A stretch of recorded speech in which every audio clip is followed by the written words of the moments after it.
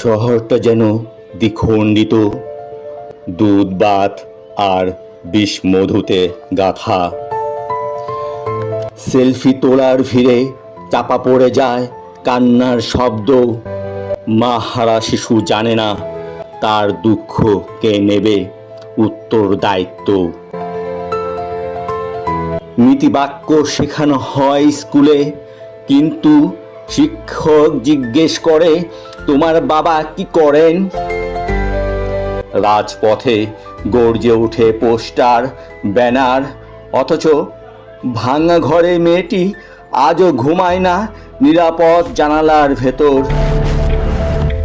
চায়ের কাপে আলোচনায় ন্যায় বিচার, অথচ বিচার চাওয়ার দিনেই নিখোঁজ হয়ে যায় মানুষ। রাষ্ট্র যেন এক ফাঁকা দালান, যার জানালা দিয়ে উকি দেয় মুখোশ পরা শত শত প্রহরী। তারা পাহারা দেয় ক্ষমতা নয়তো পরাজয়।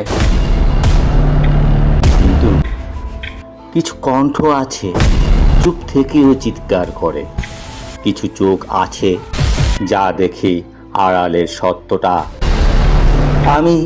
আমি তাদের পক্ষেই বলি, আমি সেই শব্দ যা নিঃশব্দে